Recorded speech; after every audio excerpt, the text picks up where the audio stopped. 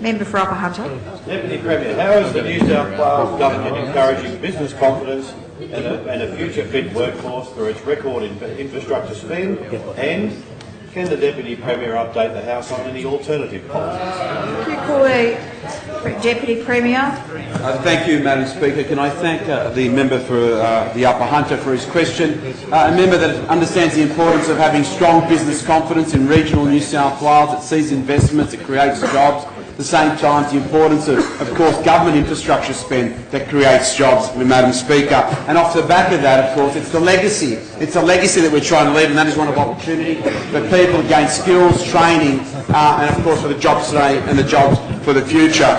But, Madam Speaker, in his question, he did talk about alternate policies, and it makes me wonder if those opposite do have an alternate policy in relation to the area of infrastructure, skills, and of course business. Madam Speaker, it is absolutely clear. Well, I'm glad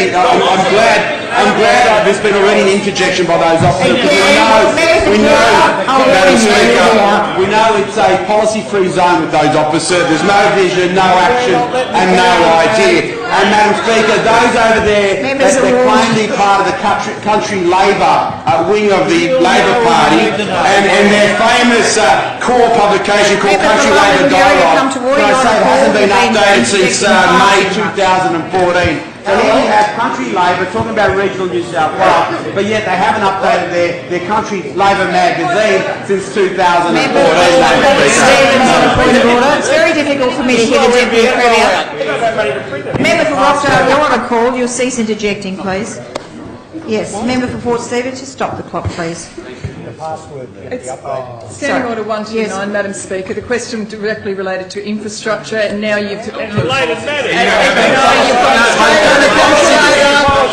you, member for Port Stephens. I'll continue to listen. It touched on I'm finding it hard to hear because of the interjections from your side. Madam Speaker, it touched on alternate policies, and the alternate policy from those opposite is zero. Nothing. Nothing in the bank, Madam Speaker. The only thing we heard about Country Labor over the past 6 months is $2.8 million in debt. The Labor candidate for Monero, led by the Labor candidate for Monero, running the Country Labor wing of the Labor Party, and they're $1.8 million in debt. That's what you get from those opposite, Madam Speaker. And Madam Speaker, let's go to the record in this House, Madam Speaker. Let's go to the record in this House. Since becoming Deputy Premier 12 months ago, have I had any questions from the Minister for Regional New South Wales, the Shadow Minister for Regional New South Wales? The answer is zero. No questions in relation to regional development or Regional New South Wales. When it comes to the Shadow Minister for Small Business, even though there are 710,000 small businesses in New South Wales, have I received a question in this House in relation to small business? Zero, Madam Speaker. What about the Shadow Minister for Skills? The Shadow Minister for Skills. Since becoming Deputy Premier, have I received a question for the Minister, the Shadow Minister for Skills? Zero. The centre of donut, Madam Speaker. Absolutely nothing, Madam Speaker. And Madam Speaker, it's clear when you have no policy ideas, no vision, no questions in the House, one can only assume those opposite are in resounding agreement with the Liberals and Nationals when it comes to regional New South Wales. And who can blame them, Madam Speaker? Who can blame them? They say imitation is the greatest form of flattery. And I'll go back to this year's budget and reply by the Leader of the Opposition. Will you cease interjecting? Madam Speaker, the Leader of the Opposition in his budget and reply speech announced Labor announced its massive apprentice and trainee job scheme.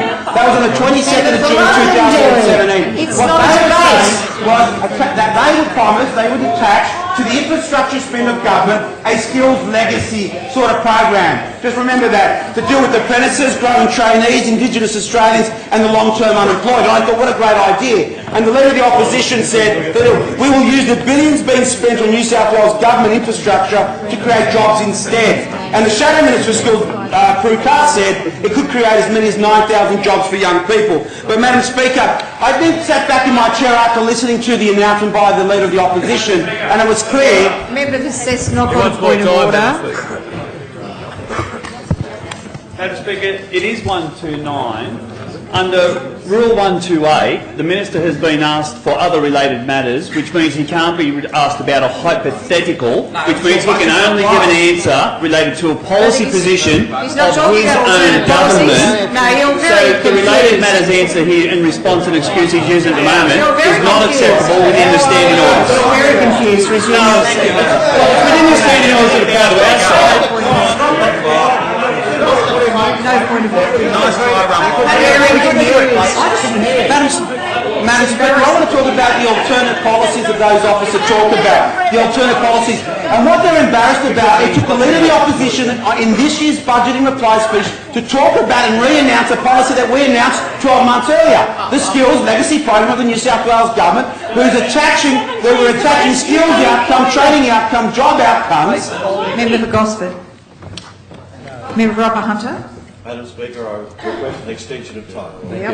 2 Madam minutes Speaker, granted. we announced our Skills Legacy Program on the back of our $73 billion infrastructure program, where we would attach, of course, skilling outcomes. 20% of the total project labour force to be learning workers. 20% of all trades positions to be apprentices. Double the number of women in trade-related work. Increasing contract value to support Aboriginal participation. And then we went on to announce another $100 million for Smart, Skilled and Hired, dealing with young people who have found themselves unemployed and, of course, not without the skills. And, of course, it matches young people aged under 25, Madam Speaker. So all Labor did was rehash the policies we already had in training. Programs that are seeing serious outcomes, Madam Speaker.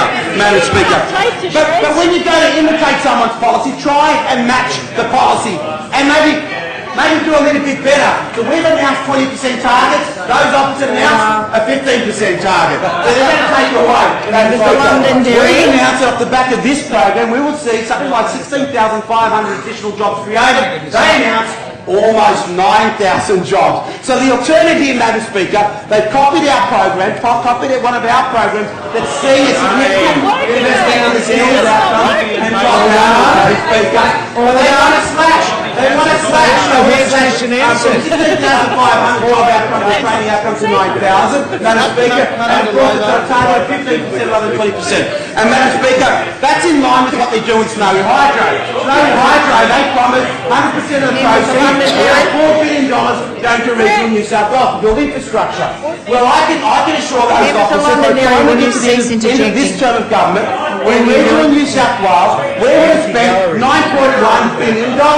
So the alternative policy from those officers is a vote for Labor will be to slash the regional infrastructure program by 50% from 9.1 to $4 billion, cut the number of working outcomes and training outcomes, Madam Speaker. It is absolutely clear those officers after 6.5 years in opposition have no plan.